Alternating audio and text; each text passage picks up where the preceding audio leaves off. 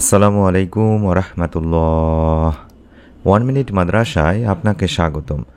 আজ আমি আলোচনা করব প্রতি রাতে ঘুমানোর আগে এমন 3টি ছোট্ট দোয়া যদি আপনারা পড়ে ঘুমান তাহলে সে ঘরে আল্লাহ তাআলা টাকা পয়সা বৃষ্টির মতো দান করবেন, অর্থাৎ রিজিকে বরকত দান করবেন। রাতে ঘুমাতে যাওয়ার আগে ছোট্ট 3টি দোয়া আপনারা চাইলে মোবাইলে দেখে দেখে পড়েও ঘুমাইতে পারবেন। নিয়ম মেনে আমলটি করবেন, আশা করা যায় আল্লাহ তাআলা আপনার পরিবারে ইনশাআল্লাহ রিজিকে বরকত দান করবেন। মনের মধ্যে বিশ্বাস নিয়ে সম্পূর্ণ ভিডিওটি আমলের উদ্দেশ্যে দেখুন। নবীজি সাল্লাল্লাহু আলাইহি সাল্লামের দিন রাত আল্লাহ তাআলার ইবাদত বন্দেগীতেই কাটত। ব্যবসা বাণিজ্য, খাবার দাবার সব কিছুই ইবাদত হয়ে যেত। হ্যাঁ, ইবাদতই। তিনি ব্যবসাও করতেন আল্লাহর সন্তুষ্টির জন্য। ঘুমাতে যাতেন যখন কোরআন তেলাওয়াত করে ঘুমাতেন, যেন সারা রাত রহমত বর্ষিত হতে থাকে। এভাবেই তিনি পুরো সময়ই ইবাদতেই কাটাতেন। তবে রাতে তিনি বিশেষ কিছু আমল করতেন, যেগুলো আমি সংক্ষেপে দেখাচ্ছি। ঘুমানোর আগে 1. ওযু করা, 2.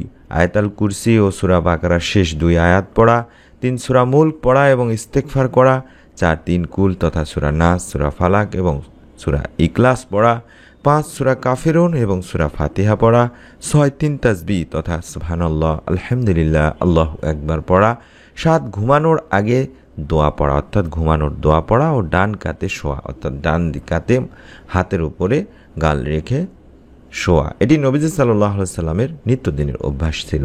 তাই আপনারাও এই আমলগুলো করার পাশাপাশি রাতে ঘুমাতে যাওয়ার আগে অবশ্যই এই আমলগুলোর সাথে সাথে 3টি ছোট্ট দোয়া পড়বেন। যে দোয়াগুলো পাঠ করলে আল্লাহ তাআলা রিজিকে বরকত দান করে থাকেন, অভাব অনটন দূর করে থাকেন এবং ঋণ মুক্তির ব্যবস্থা করে দিয়ে থাকেন।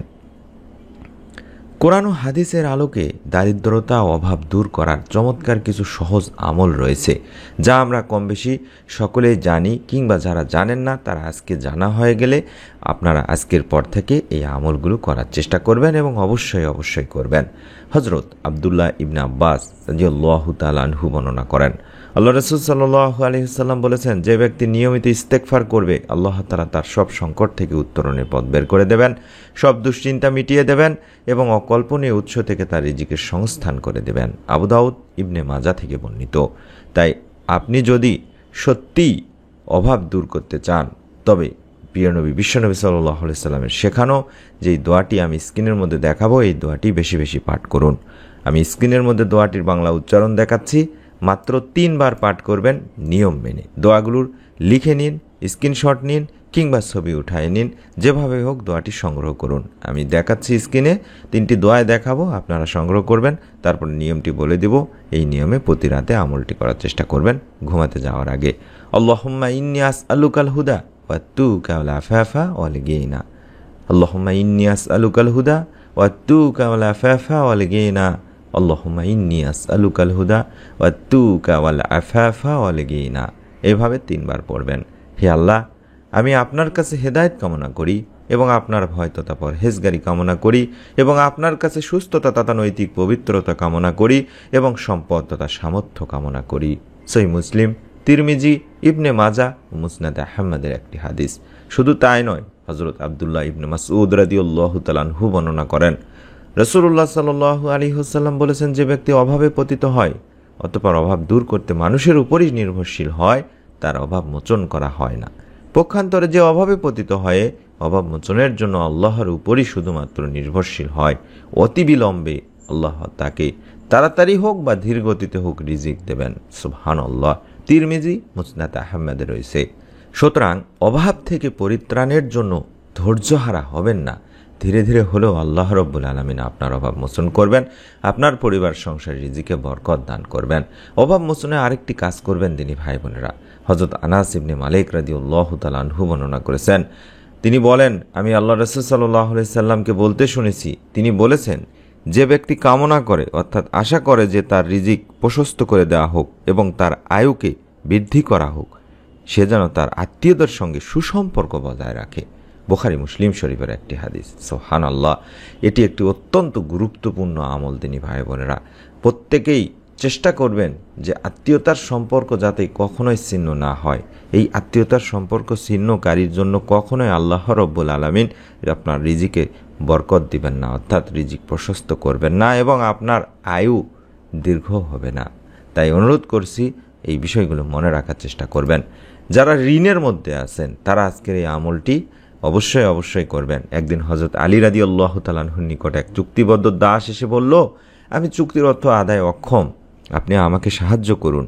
হযরত আলী রাদিয়াল্লাহু তাআলা আনহু বললেন, আমি কি তোমাকে এমন কিছু দোয়া বা বাক্য শিখিয়ে দেব যেগুলো নবী করিম সাল্লাল্লাহু আলাইহি ওয়াসাল্লাম আমাকে শিখিয়েছিলেন?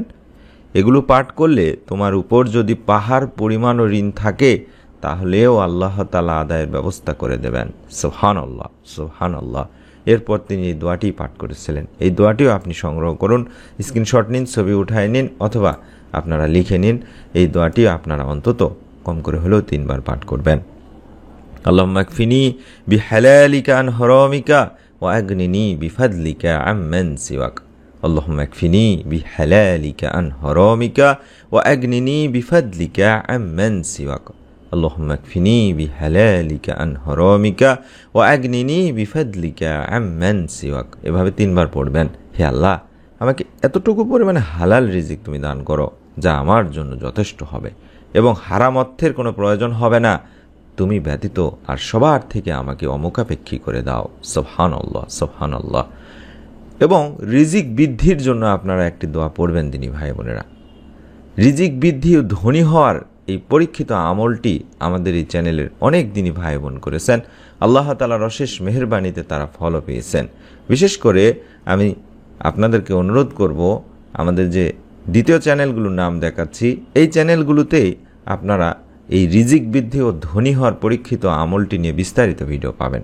আশা করি ইউটিউবে সার্চ করে আমি নামগুলো দেখাচ্ছি চ্যানেলগুলোর, আপনারা এই চ্যানেলগুলোতে গেলেই ভিডিওগুলো পেয়ে যাবেন, সেই ভিডিওগুলো দেখে নেবেন ইনশাআল্লাহ। হযরত ইবনে উমর রাদিয়াল্লাহু তাআলা আনহু বর্ণনা করেন, এক সময় যৌনেক ব্যক্তি হুজুর আকরাম সাল্লাল্লাহু আলাইহি সাল্লামের খেদমতে এসে আরজ করিল, ইয়া রাসূলুল্লাহ সাল্লাল্লাহু আলাইহি সাল্লাম, দুনিয়া আমাকে পরিত্যাগ করেছে এবং আমি রিক্ত হস্তে অভাবগ্রস্ত এবং অক্ষম হয়ে পড়েছি, আমার পরিত্রাণের কি কোনো উপায় আছে? তার উত্তরে হুজুর পাক সাল্লাল্লাহু আলাইহি সাল্লাম বললেন, তুমি কোথায় আছো, ইহলোকে না পরলোকে? সালাতে মালাইকা অর্থাৎ ফেরেশতাগণের দোয়া এবং তাসবিহে খালায়েক যার বদৌলতে ফেরেশতাগণকে রিজিক প্রদান করা হয় তা তোমার কাছ থেকে কোথায় গেল? যে দোয়া ও প্রার্থনার বরকতে ফেরেশতাকুল এবং মানব জাতি স্ব জীবিকা প্রাপ্ত হয়ে থাকে তা কি তুমি জানো না? সেই ব্যক্তি আরজ করিল, সেই দোয়াটি কি? হুজুর পাক সাল্লাল্লাহু আলাইহি সাল্লাম বললেন এই দোয়াটির কথা। আমি এই দোয়াটিও আপনাদেরকে 3 বার পড়তে বলবো। অবশ্যই দোয়াটি স্ক্রিনশট নিন, অথবা লিখে নিন, অথবা ছবি উঠায় নিন। এই দোয়াটিও আপনি 3 বার পাঠ করবেন। সুবহানাল্লাহি ওয়া বিহামদিহি সুবহানাল্লাহিল আযীম ওয়া বিহামদিহি আস্তাগফিরুল্লাহ। সুবহানাল্লাহি ওয়া বিহামদিহি সুবহানাল্লাহিল আযীম ওয়া বিহামদিহি আস্তাগফিরুল্লাহ। সুবহানাল্লাহি ওয়া বিহামদিহি সুবহানাল্লাহিল আযীম ওয়া বিহামদিহি আস্তাগফিরুল্লাহ। আল্লাহ তাআলার পবিত্রতা বর্ণনা করছি এবং তার প্রশংসা গীতির সাথে তাকে স্মরণ করছি। মহান আল্লাহ তাআলার পবিত্রতা বর্ণনা করছি এবং তার প্রশংসা বর্ণনার সাথে আল্লাহ তাআলার নিকট ক্ষমা প্রার্থনা করছি। সুবহানাল্লাহ। অত্যন্ত গুরুত্বপূর্ণ এই দোয়াগুলো অবশ্যই প্রতি রাতে ঘুমাতে যাওয়ার আগে যে আমলগুলো করতে হবে, অর্থাৎ ঘুমানোর আগে যে আমলগুলোর কথা আমি দেখে দিচ্ছি এই মুহূর্তে, এই কয়েকটি আমল আপনারা করবেন এবং অবশ্যই কয়েকবার দরুদ পাঠ করে নেবেন। আপনি চাইলে দরুদে ইব্রাহিম, যেটা আমরা নামাজের বৈঠকে পড়ে থাকি, সেই দরুদটি পড়তে পারেন, অথবা আমি ছোট যে দরুদটি দেখাচ্ছি, আল্লাহুম্মা সাল্লি ওয়া সাল্লিম আলা নাবিয়িনা মুহাম্মদ, কম করে হলেও 11 বার পাঠ করবেন। আল্লাহুম্মা সাল্লি ওয়া সাল্লিম আলা নাবিয়িনা মুহাম্মদ, আল্লাহুম্মা সাল্লি ওয়া সাল্লিম আলা নাবিয়িনা মুহাম্মদ, এভাবে 11 বার পাঠ করবেন। তারপরে যে দোয়াটি দেখাচ্ছি স্ক্রিনের মধ্যে, এই দোয়াটি 3 বার পাঠ করবেন। অর্থাৎ আমি আবারও একবার করে দোয়াটি বলে দিচ্ছি, আল্লাহুম্মা ইন্নী আসআলুকাল হুদা ওয়া তুকা ওয়াল আফাফা ওয়াল গিনা, এভাবে 3 বার পাঠ করবেন। আল্লাহুম্মা ইন্নী আসআলুকাল হুদা ওয়া তুকা ওয়াল আফাফা ওয়াল গিনা, আল্লাহুম্মা ইন্নী আসআলুকাল হুদা ওয়া তুকা ওয়াল আফাফা ওয়াল গিনা।